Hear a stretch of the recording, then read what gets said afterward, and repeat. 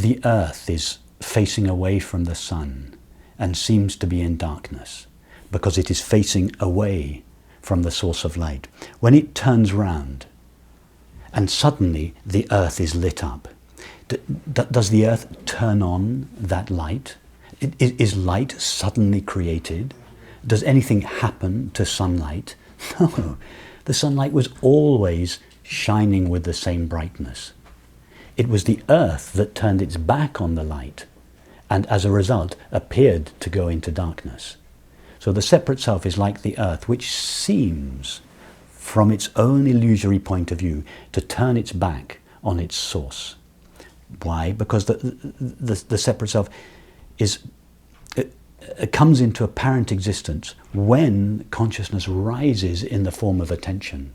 And the only way consciousness can rise in the form of attention is by ceasing to gaze at itself, by assuming the limitations of the body and therefore becoming a finite mind. And only as that finite mind can it face away from itself.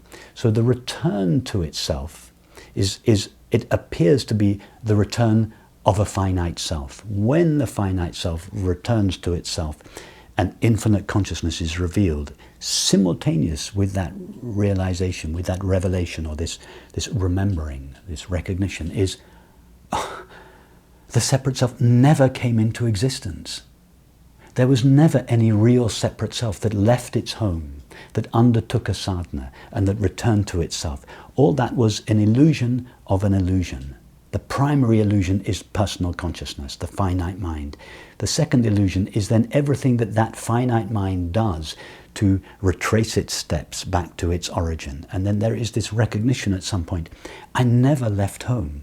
I have never been, there has never been anything other than infinite consciousness, God's being, knowing itself in all of experience. And that God's infinite being shines in the mind as the experience I am, or I am aware. That is God's signature in the mind.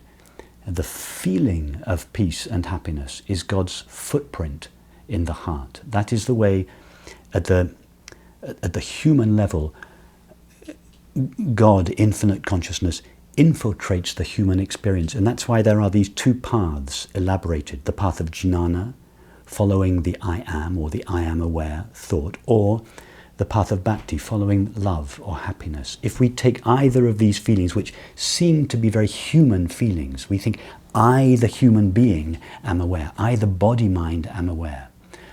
Or the human feeling, I, the body-mind, am happy.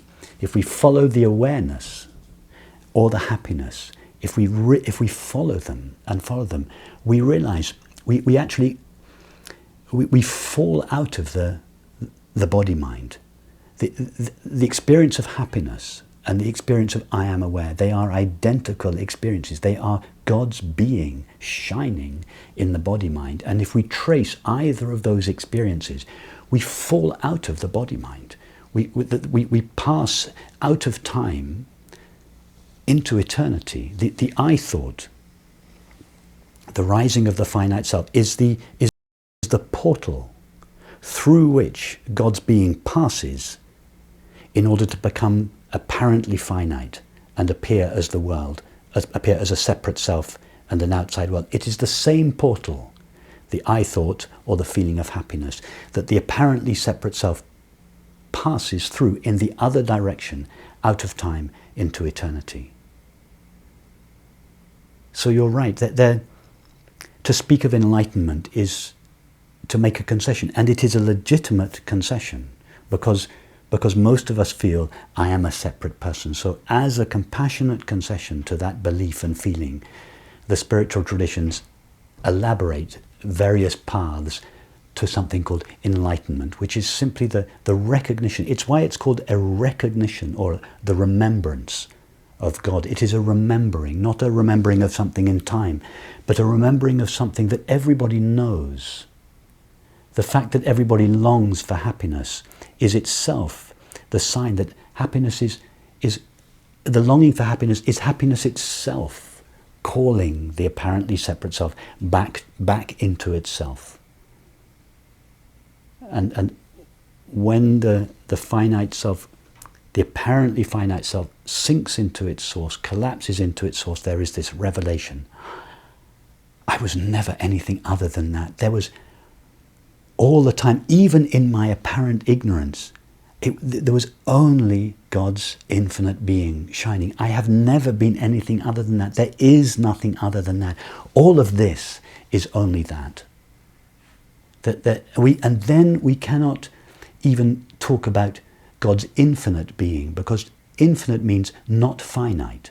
In other words, God's being is not finite, or consciousness is not finite. But where are all these finite things that we are saying consciousness is not?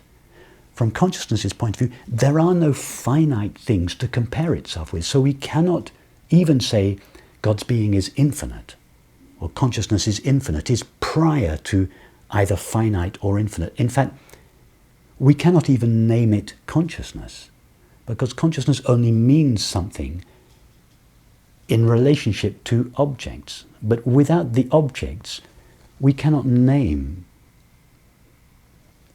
that which truly is as anything. And then we fall silent. And that is why the highest teaching, and Ramana Maharshi said this, the highest teaching is silence for that reason. But because his students didn't understand that, he said, okay, I will elaborate these paths for you. I will make a concession. And hence he started speaking. But when we really explore the heart of our experience, we come to this feeling realization, and we cannot speak. My mother knew a painter when she was young called Shatin Sarachi, and she was having a conversation with him in her early days, and he said to her, if there is a God, how do you even dare mention his name? That was so beautiful. The reality of our experience, all there is the reality of our experience. All the names and forms are only this reality, but that reality has no name. The teaching falls silent there.